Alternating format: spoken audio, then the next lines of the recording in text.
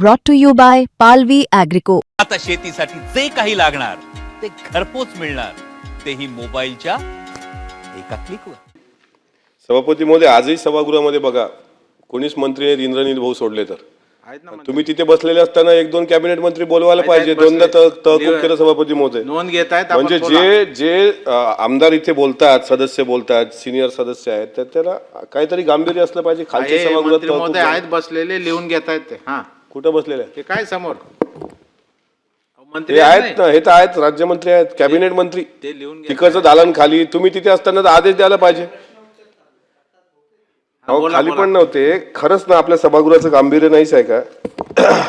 मी सभापती मध्ये पहिलं सांगा किती वेळ आहे मला? 5 मिनिटं, 10 मिनिटं? 45 ला आपल्याला संपायचं. 45 किती मिनिट आहे सांगा ना? 9 मिनिट. हो या. तुम्ही बेल नका मारू फक्त. आज सभापती महोदय मनापासून आभार मानतो की सन्माननीय सदस्य प्रवीण दरेकर साहेबांनी 260च्या अन्वय प्रस्ताव जो आणलाय, दावोसमध्ये आयोजित वर्ल्ड इकॉनॉमिक फोरममध्ये राज्याच्या मुख्यमंत्री महोदयांच्या नेतृत्वात झालेल्या 30 लाख कोटी रुपयाच्या गुंतवणुकीचे करार, त्याबद्दल मला आपण बोलण्याची संधी दिली. खरं तर विदेशात जाऊन करार करून जनतेचा आर्थिक कणा मजबूत करण्याचं काम प्रामाणिकपणे राज्याचे मुख्यमंत्री करत आहेत. याबद्दल कोणाचे मनात दुमत असण्याचं कारण नाही. कारण परिवार में परिवार का हिस्सा बनने के लिए भी पैसे की जरूरत पड़ती है. जर तुम्हाला परिवारात परिवार म्हणून राहायचं असेल तर अर्थाशिवाय अर्थ नाही. आणि महात्मा फुलेंनी सुद्धा बहुजनाच्या मागासलेपणाचं कारण शोधत असताना विद्येविना मती गेली, मतीविना गती गेली, गतीविना नीती गेली, नीतीविना वित्त गेले आणि वित्ताविना शूद्र खचले, आणि हे सगळे अनर्थ एका अविद्येने केले असं सांगितलेलं आहे. तुम्ही शिक्षक आहात त्यामुळे तुम्हाला हे माहीत आहे महात्मा ज्योतिराव फुलेंनी सांगितलेलं. कारण वित्त नसलं आणि अर्थ नसला तर माणसाच्या जीवनाला अर्थ राहत नाही. म्हणून सरकारची एक प्रामाणिक भावना आहे की सर्वसामान्य लोकांचा आर्थिक कणा हा मजबूत करायचा, त्याला आर्थिक पाठबळ द्यायचं आणि स्वावलंबनाच्या दृष्टिकोनातून त्याला उभं करायचं. आणि या 260च्या प्रस्तावात एक गोष्ट आवर्जून सांगावीशी वाटते की राज्याचे तत्कालीन उपमुख्यमंत्री आपल्या सर्वांचे लाडके दादा, विकासाचा वादा आपण ज्यांना नेहमी संबोधतो असे आदरणीय वित्तमंत्री तत्कालीन आणि उपमुख्यमंत्री अजितदादांचं आर्थिक नियोजन आणि त्यांचं योगदान, त्यामुळेच ही 30 लाख कोटी रुपयाची गुंतवणूक सभापती महोदय शक्य झाली. या महाराष्ट्राकरता आदरणीय अजितदादांनी जे आर्थिक नियोजन आणि धोरणात्मक योगदान दिलं ते महाराष्ट्र कधी विसरू शकत नाही. अजितदादांनी या राज्यासाठी केलेले प्रयत्न आणि राज्याच्या आर्थिक प्रगतीत ते महत्त्वाचे ठरणार आहेत.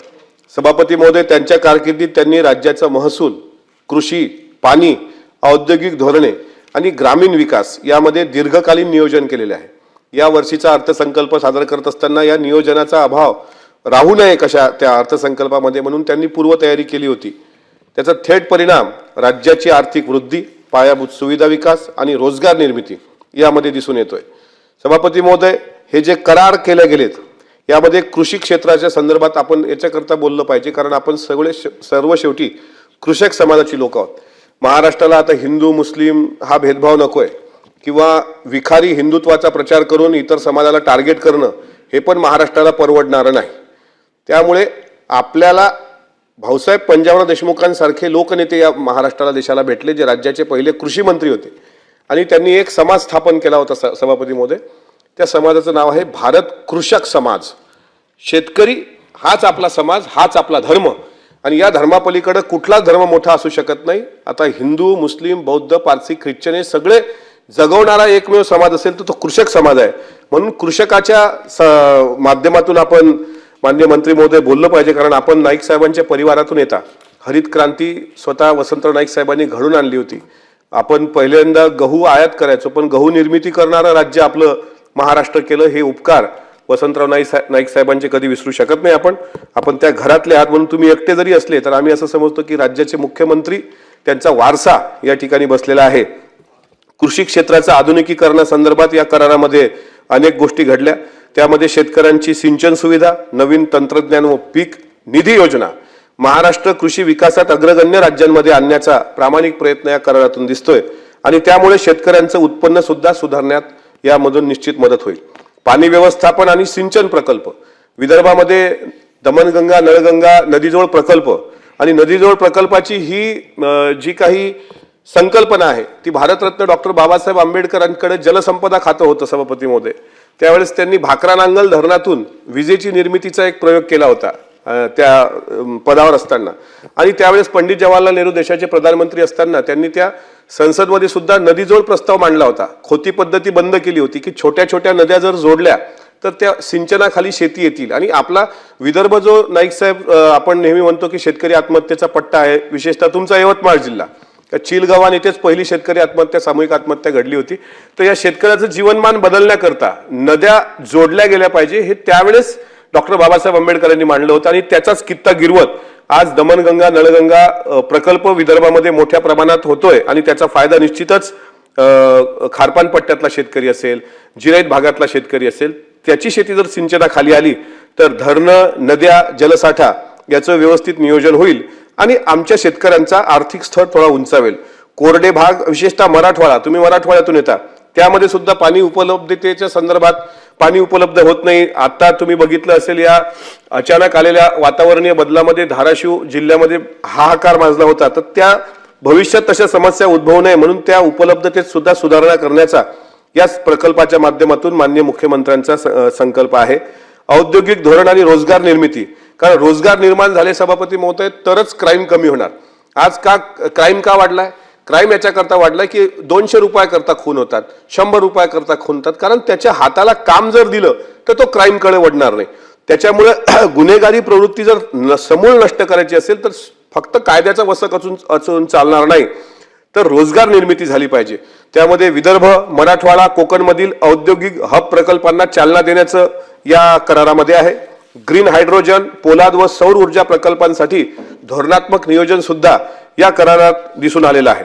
राज्याचं महसूल व्यवस्थापन, कर व गुंतवणूक धोरणे सुधारित करणे जी राज्याच्या विकास प्रकल्पांकरता रिसोर्सेस उत्पन्न होतील आणि महसूल जर चांगल्या पद्धतीने गोळा झाला तरच राज्याची आर्थिक प्रगती होईल. त्याचा परिणाम सुद्धा राज्याच्या प्रगतीवर सभापती महोदय दिसून येतो.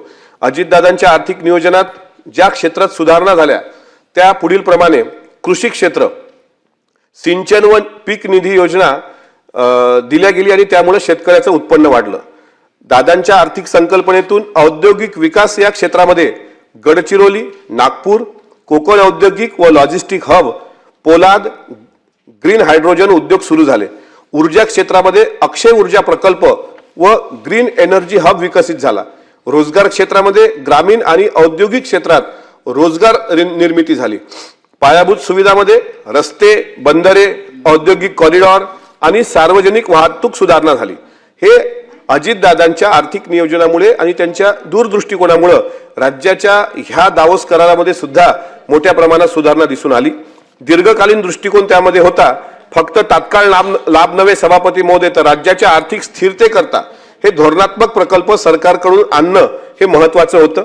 संपूर्ण राज्य व्यापून टाकणारे प्रकल्प म्हणजे विदर्भ, मराठवाडा, कोकण आणि पुणे, नाशिक आर्थिक पट्टे. संपूर्ण क्षेत्राच्या समन्वयामध्ये कृषी, औद्योगिक, ऊर्जा आणि पायाभूत सुविधा एकत्रित नियोजन. त्यामुळे निश्चितच अजितदादांच्या आर्थिक नियोजनामुळे महाराष्ट्राला अनेक क्षेत्रामध्ये संतुलित विकास मिळाला आणि त्यांच्या धोरणामुळे सभापती महोदय राज्य औद्योगिक, कृषी आणि ऊर्जा क्षेत्रात राष्ट्रीय स्तरावर अग्रणी बनले. माझं लक्ष आहे सभापती महोदय, घड्याळाकडेच माझं लक्ष आहे म्हणून माझंही बरं आहे. रोजगार निर्माण झाले व राज्याचे GDP व महसूल वाढले. ग्रामीण, शहरी आणि औद्योगिक भागात समग्र प्रगती दिसते. सभापती महोदय, मी जास्त वेळ घेणार नाही. शेवटच्या 1 मिनिटामध्ये दावोस येथे झालेल्या म्हणजे world economic forum annual meeting मध्ये जे जे काही घडलेलं आहे ते सर्व माझ्या पूर्वीच्या वक्त्यांनी सांगितलेलं आहे. अमित गोरखे आले नसते तर बेल वाजली नसती. गोरखे साहेब तुम्ही आले नसते तर त्यांनी तुम्हाला 2 मिनिटं देण्याचं औदार्य दाखवलं, याबद्दल त्यांचे. फक्त मी शेवटी एकच सांगेल की हा जो करार जो आहे दावोसमध्ये आयोजित वर्ल्ड इकॉनॉमिक फोरम मध्ये राज्याच्या मुख्यमंत्र्यांनी, तर हा तिघांच्या विकासाचा दृष्टिकोन तत्कालीन उपमुख्यमंत्री अजितदादा, राज्याचे मुख्यमंत्री आदरणीय फडणवीस साहेब आणि उपमुख्यमंत्री एकनाथ शिंदे साहेब या तिघांनी जे करार केले त्याचं अंमलबजावणी झाली पाहिजे आणि महाराष्ट्राचा आर्थिक स्तर उंचावला पाहिजे ही भावना व्यक्त करून या कराराला मी माझा पाठिंबा देतो आणि अमित गोरखेंनी बोलावं अशी त्यांची विनंती हे सांगतो.